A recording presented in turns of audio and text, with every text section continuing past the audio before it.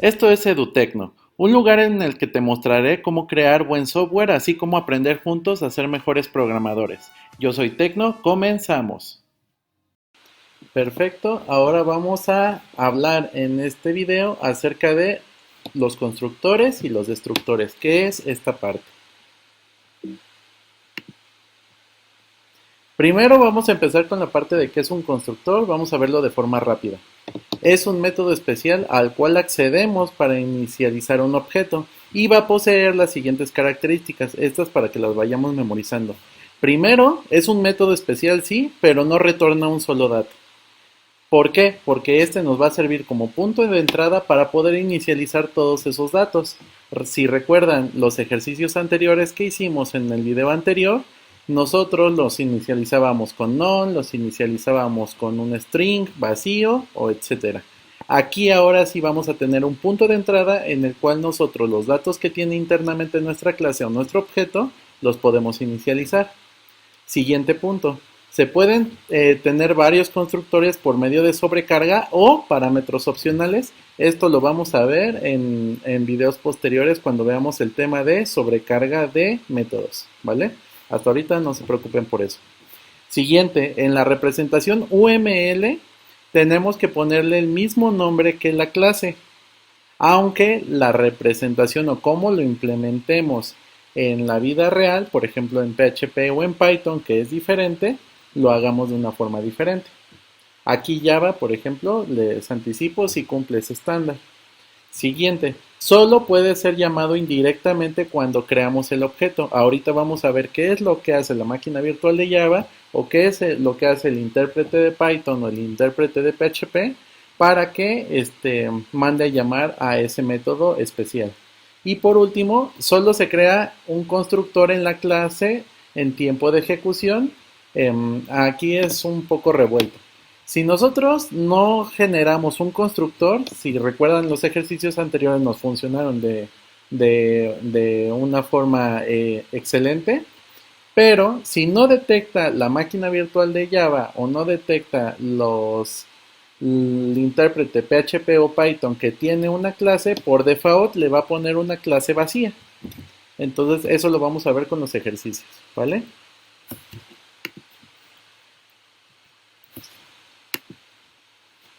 Ahora bien, ay, como que se trabó esta cosa. Perfecto. Ahora vamos a ver el siguiente paso. La representación de un constructor en UML. Si se dan cuenta, esta es una clase llamada person. Ya identificamos que tenemos una propiedad llamada name de tipo string, una age de tipo int y de esta forma se generan los constructores. Vean a person, él recibe un string name, un int age y no regresa ningún dato. Vean, diferente a los otros métodos. Aquí tenemos un set name que nosotros le inyectamos el nombre, no regresa información, podemos setear la edad posteriormente y no es de tipo int, lo recibe y no regresa datos, y este sí regresa datos y no pide información. Pero vean, person y person, el método especial en nuestro constructor, también tiene el mismo nombre que la clase. Bueno, ahora vamos a ver esto, cómo lo hace la máquina virtual de Java o cómo lo hace el intérprete. Primero tenemos nuestra clase principal que es el main. Cuando nosotros aplicamos el operador new o cuando nosotros generamos el objeto, lo que hace internamente esta parte que mandamos a llamar a la máquina virtual de Java o al intérprete, y lo primero que hace es, si recuerdan nuestro diagrama, en la tabla de símbolos generamos esa variable. Entonces ahí ya la crea con un null o con un known en el caso de Python. Y es de tipo person. Ese es el primer paso. El segundo paso, lo que hace el intérprete, ya que nosotros le decimos, checa la clase y entonces en base a esa clase que es nuestro molde, crea una zona de memoria en el montículo. Ahí está la zona de memoria. Siguiente punto. La máquina virtual o el intérprete llama a su constructor de acuerdo al que nosotros pusimos en código. Llama al constructor de ese objeto. Ahí es cuando se acciona la parte de la inicialización del objeto. Empieza a inicializar cada uno de los datos. Y por último lo que hace es que ya no lo regresa cuando hacemos el igual, no lo regresa y ahora sí nosotros ya tenemos el objeto contenido en nuestra variable, que es esta parte. Entonces, si se dan cuenta, esos son los pasos que sigue el intérprete o la máquina virtual para poder almacenar y mandar a llamar al constructor y generar el objeto. Ahora bien, ¿qué es el destructor? Si nosotros tenemos un constructor y es el que nos ayuda a inicializar cada uno de los datos que tiene dentro de nuestra clase, el destructor va a hacer lo contrario. Es decir, lo va a mandar a llamar la máquina virtual o el intérprete una vez que ya no utilicemos ese objeto o se dé cuenta que ya no está en uso. ¿Cuáles van a ser sus características? Y eso es para antes de destruir la memoria. ¿Cuáles son sus características? Uno, igual que el constructor, no va a retornar ni un dato, ya que solo sirve para eliminar los datos del objeto de una forma segura. Por ejemplo, si nosotros tenemos un destructor en PHP, en Python, por ejemplo, que es en donde más se usan, ahí podemos cerrar las conexiones a nuestra base de datos o podemos cerrar la conexión para el envío de emails, por ejemplo, si nosotros abrimos una conexión o si tenemos un socket, ahí podemos cerrar la conexión al socket de una forma segura antes de que se destruya la máquina virtual o el intérprete del objeto. Un constructor no va a pedir valores, eso también que se lo metan mucho en la cabeza. El constructor sí nos pide los valores que obviamente vamos a inyectar adentro de nuestro objeto y el destructor, como lo manda a llamar la máquina virtual o el intérprete, no pide esos valores. Entonces no recibe parámetros y solamente es usado para liberar la memoria y ustedes no lo mandan a llamar como el otro. En su representación UML, la representación, se debe de poner el mismo nombre de la clase, pero antes de ella se le va a poner la tilde, o sea, el gorrito de la ñ, como le llaman vulgarmente. Aunque sea igual que en el otro, aunque sea diferente en la implementación de PHP o la implementación en Python. En Java, por ejemplo, no se tienen destructores, eso lo vamos a ver en el video correspondiente. Y por último, lo que les comentaba, no va a ser llamado, solo puede ser llamado indirectamente cuando dejamos de usar al objeto o perdemos la referencia del objeto. Ahí, por ejemplo, imaginemos que tenemos nuestro objeto, con el new creamos un nuevo objeto, vamos usando la variable y posteriormente la igualamos a un null. Al igualarla a un null, estamos rompiendo esta relación. Al romper esta relación, entonces, pues ya no hay forma de que nosotros volvamos a poder usar ese objeto porque rompimos la relación. Entonces el intérprete o la máquina virtual empieza a buscar esas relaciones rotas, si las quieren llamar de alguna manera, y empieza a limpiar la memoria. Lo primero que hace es que manda a llamar al constructor. Si no se tiene, le inyecta uno vacío y después destruye esa zona de memoria para que pueda ser usada en nuestro programa y no se sature la memoria. Ojo, algo que en otros videos lo comentan de una forma errónea es que comentan que verifica toda la memoria de nuestra PC. Esto es erróneo. Cuando nosotros inicializamos, por ejemplo, la máquina virtual de Java, inicializamos el intérprete de PHP o el intérprete de Python, ellos por default tienen una limitante de memoria RAM que pueden utilizar. Esa es la que checan. No checan toda la de su PC, sino para qué está el sistema operativo. Entonces, nada más eso para que lo tomen en cuenta. Es por eso que si a ustedes les ha llegado a pasar que tienen una aplicación muy grande en Java y tienen que meterle un parámetro para ponerle más RAM a Java, es por eso esa memoria que le están indicando es la que verifica el garbage collector de los intérpretes o de la máquina virtual de Java, ¿vale? Ahora bien, ¿cómo es ese proceso?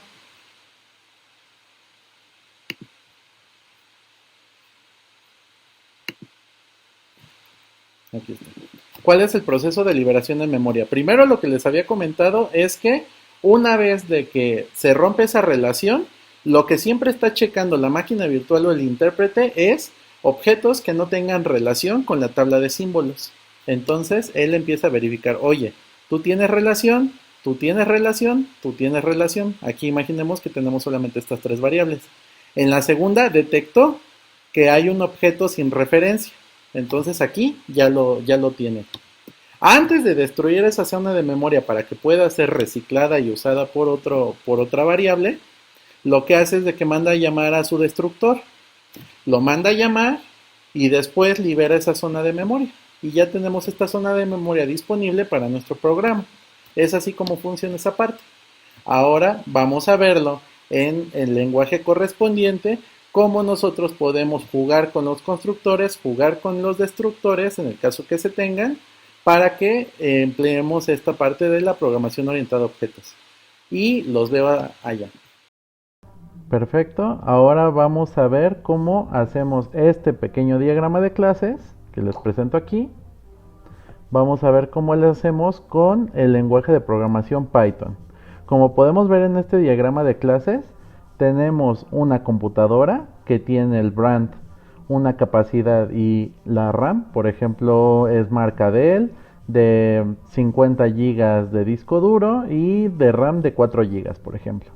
Si se dan cuenta, con lo que ya habíamos platicado, tenemos el constructor, que tiene que tener el mismo nombre que la clase por lo regular, y el destructor que tiene la tilde y el mismo nombre de la clase.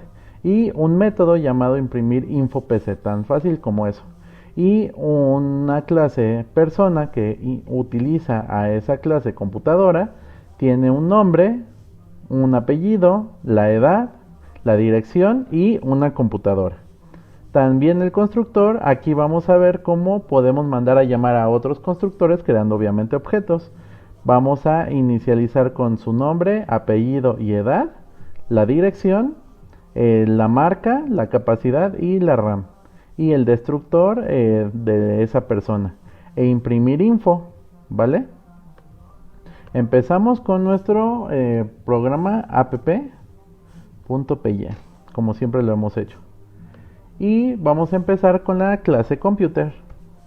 Class computer, dos puntos, brand. Vamos a poner los métodos brand, dos puntos, es de tipo string y lo inicializamos en known, que es nulo en otros lenguajes. Capacity es de tipo int y lo inicializamos en 0, y la RAM es de tipo int de la misma manera y lo inicializamos igual en 0, ¿vale? Y ¿cómo definimos los constructores en Python? En Python se definen con un método especial que se llama --init --. Entonces colocamos --init --. Siempre se deben de llamar de esa manera en el caso de Python.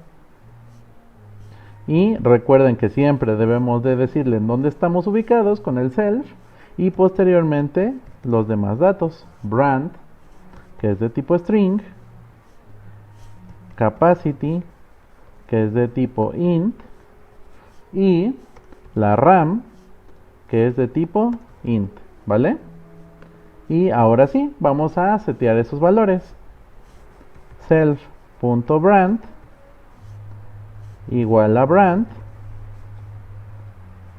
self.capacity igual a capacity, ¿vale? Y self.ram igual a ram. Perfecto. Y ahora vamos a poner unos textos para cuando empecemos ahorita a debuguear, que puedan ver cómo se crean los constructores y los destructores. Ponemos un print y le vamos a poner el texto: accedimos al constructor de la PC, dos puntos, y accedemos a brand, ¿vale? Y ya, no tenemos ningún problema. Y acuérdense de siempre ponerle la F para poder hacer un format. Después hacemos el método que habíamos comentado, que es el de imprimir info PC. Aquí está. Y posteriormente el destructor. Primero vamos a hacer ese método. Def imprimir info PC self Acuérdense de que no recibe datos, pero sin embargo le tenemos que inyectar el self. Y le vamos a poner solamente la información, ¿vale? Y vamos a poner la información. F, soy la computadora, marca, dos puntos, y vamos a poner la marca, self.brand, ¿vale? Con almacenamiento de, y vamos a poner self.capacity, ¿vale? Gigabytes. Y memoria de self.ram, y es igual en gigabytes, ¿vale? Y ahí está la información. Como nosotros le ponemos un destructor. En el caso del lenguaje de programación Python, los destructores están hechos por medio de otro método especial llamado --del --def --del y recuerden que no reciben nada más que obviamente el self, y ahí vamos a poner este texto nada más para ver que estamos entrando, ¿vale? F, aquí con doble comilla, y vamos a poner eliminamos a la PC, dos puntos,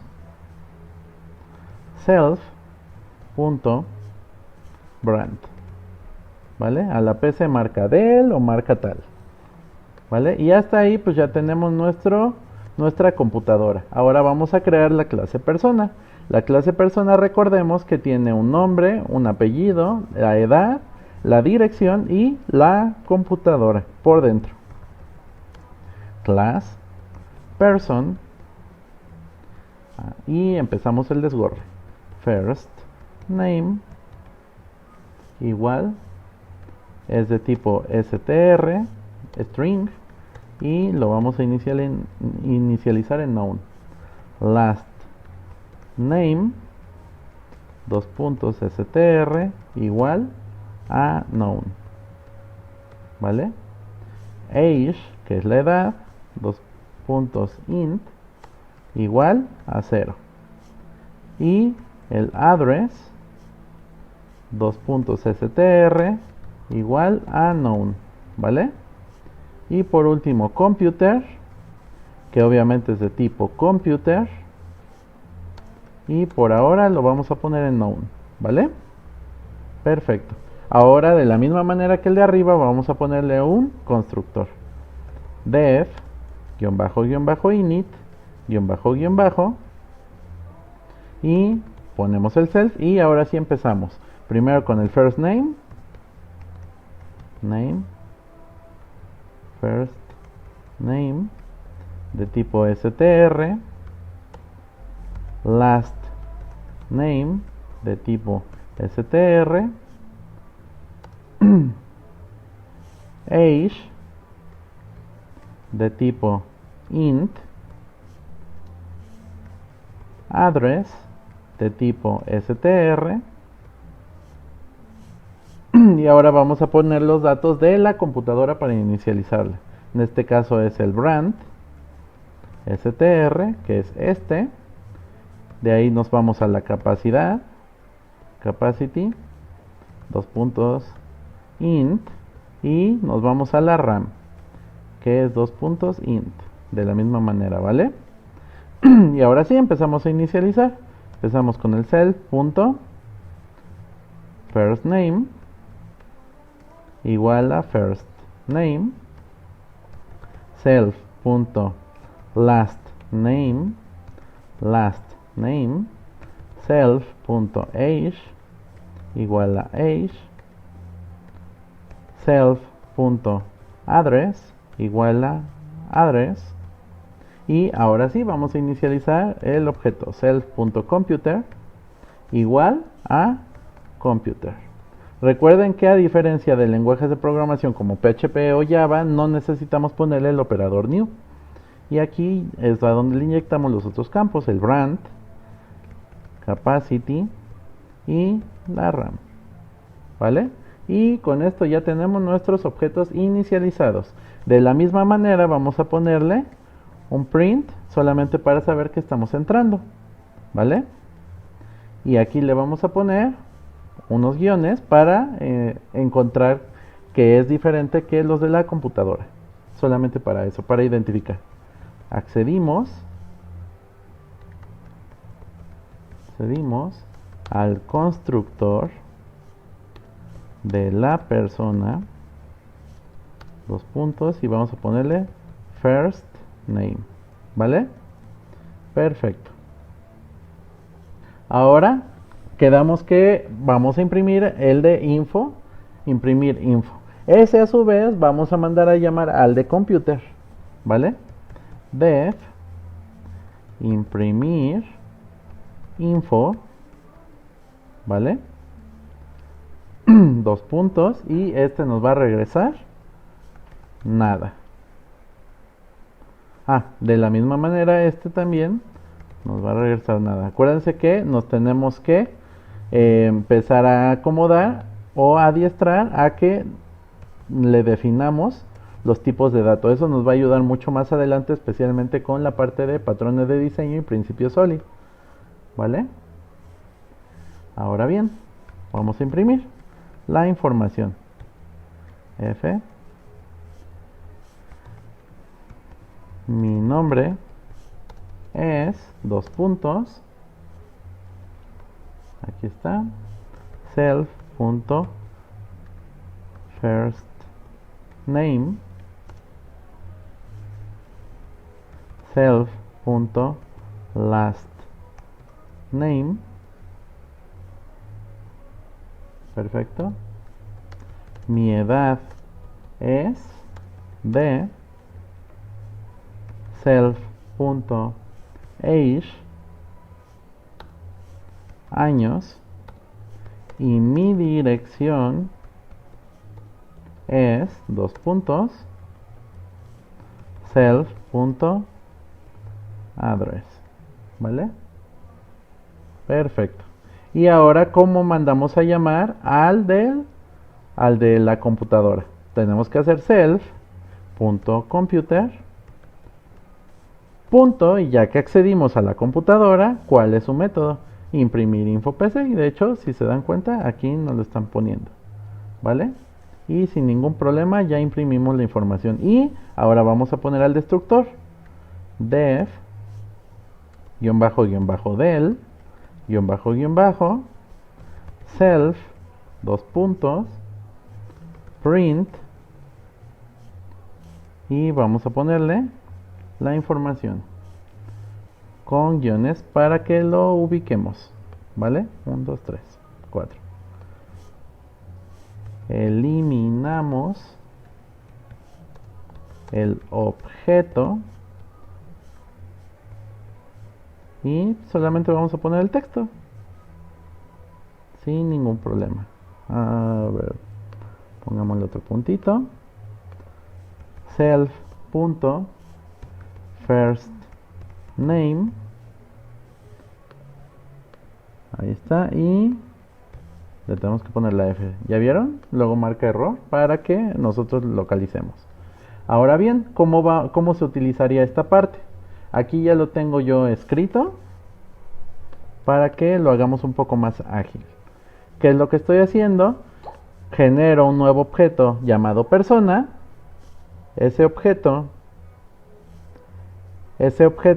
le añado Roberto Leroy, Monroy Ruiz, dirección tal, y tiene una computadora Dell de 256 GB y 4 GB de RAM. Imprimo la información. Posteriormente genero otro objeto llamado persona, igual de tipo persona. Solamente, si se dan cuenta, le pongo un 2 para que lo podamos ubicar. Imprimo la información y aquí imprimo este texto. Con esto vamos a jugar para ver cómo se manda a llamar el constructor y los destructores, ¿vale?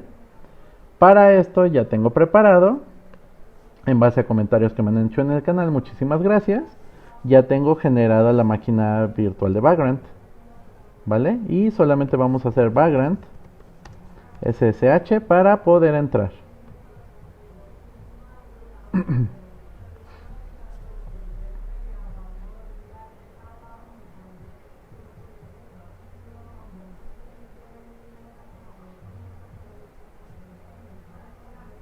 Si escuchan ruido de fondo es que probablemente una persona aquí al lado, un vecino está despechado y está con su ruidero. Pero pues una disculpota, ¿vale?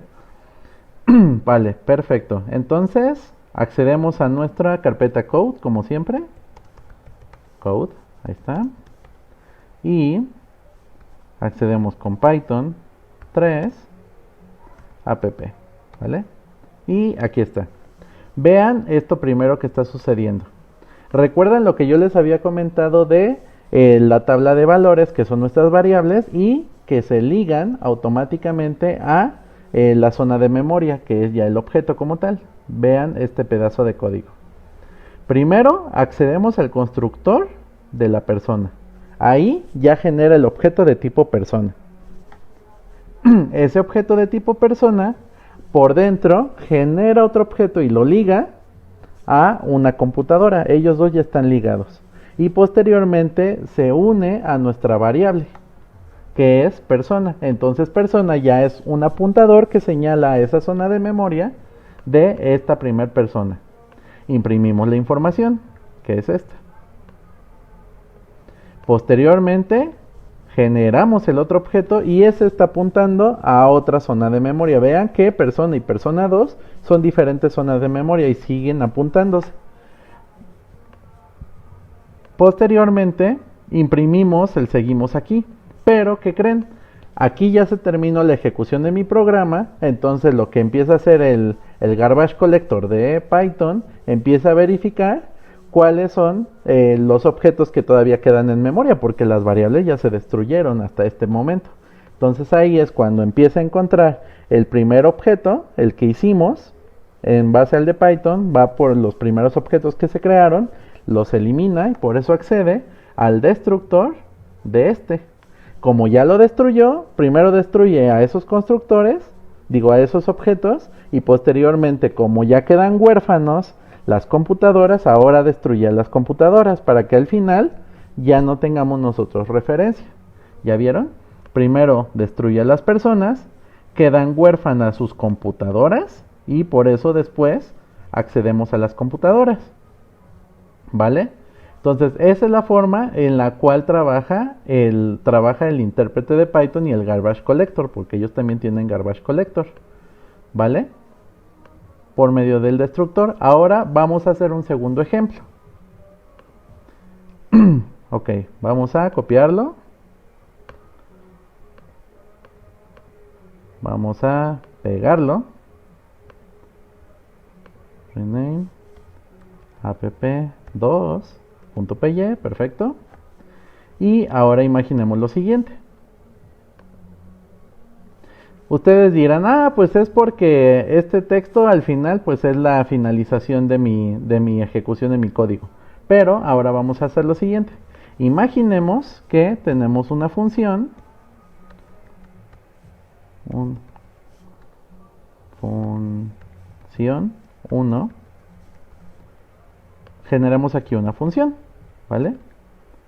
Aquí, def. Y todo esto lo ponemos dentro de esa función, ¿vale? No estoy haciendo nada más. Y aquí ponemos función. Aquí la mandamos a llamar, función 1. ¿Estamos de acuerdo? Vale.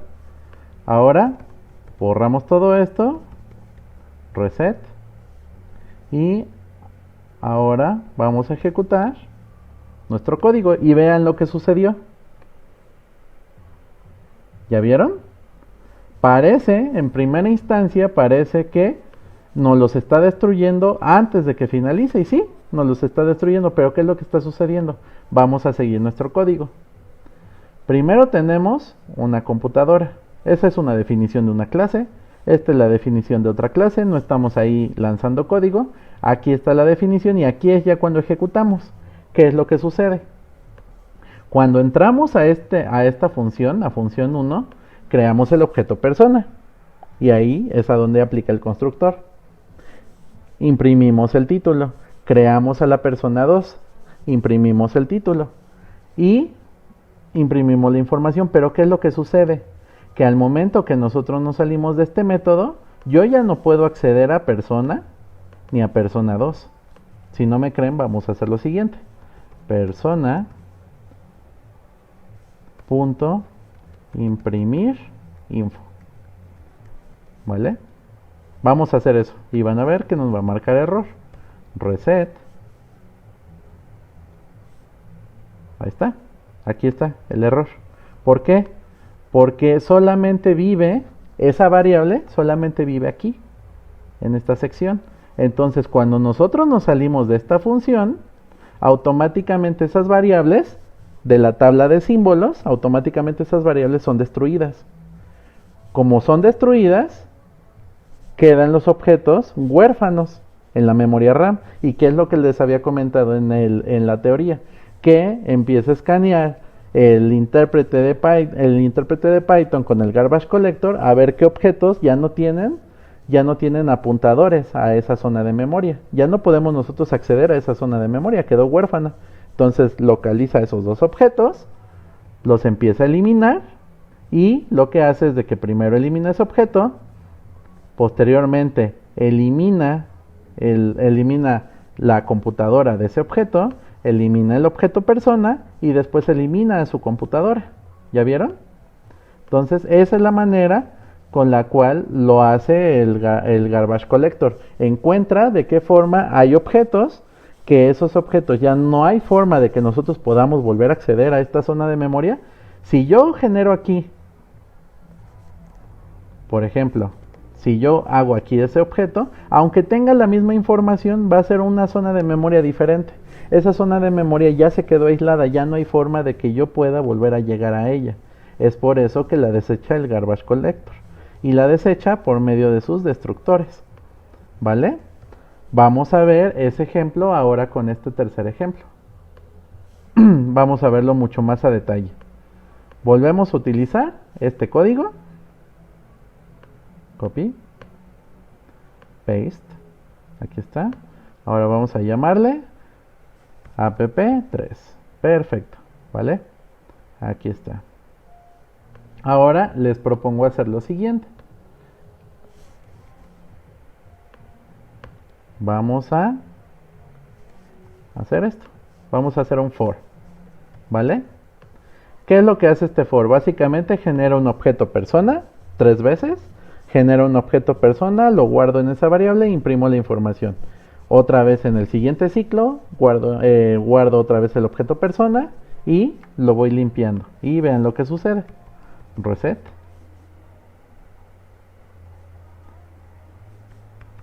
Ahí está. Vean lo que está sucediendo.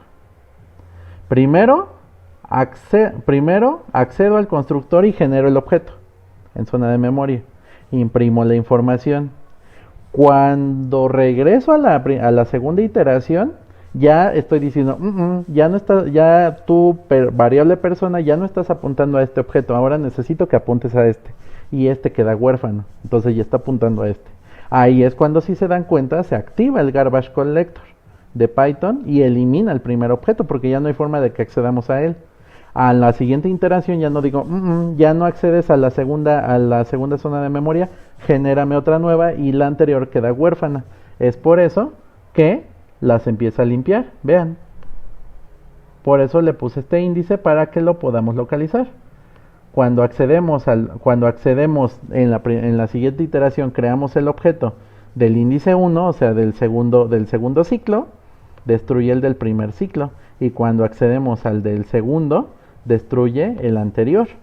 Entonces, por eso, él está a las vivas, checando las referencias en memoria, ve que hay una referencia que está rota y automáticamente elimina ese objeto, porque ya no hay forma de que nosotros lo podamos utilizar.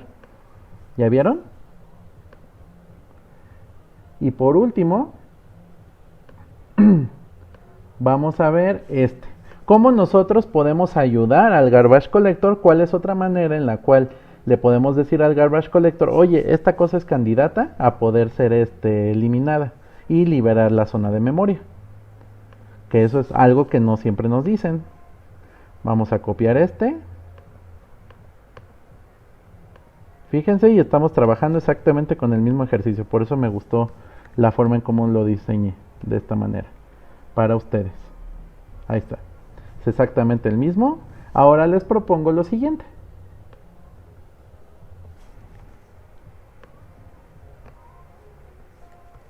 Perfecto. Creo un objeto persona, imprimo la información, creo el objeto persona 2, imprimo la información, es lo mismo que estaba en el primero, pero ¿qué creen? ¿Qué pasa si a esos apuntadores les decimos known? Si a esos apuntadores les decimos known, lo que estamos haciendo es creamos el objeto, lo ligamos y ya están unidos los dos. La otra variable, creamos el objeto y lo unimos, pero cuando rompemos esa relación le decimos, ya no apuntas a ese, apuntas a nada. Entonces rompemos esa relación y lo va a detectar eso el garbage collector y automáticamente son candidatos a poder ser eliminados. Vamos a ver esa parte.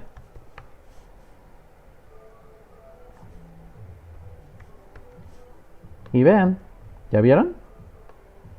Entonces automáticamente detecta el garbage collector que estos quedan huérfanos de nuevo y entonces los desecha.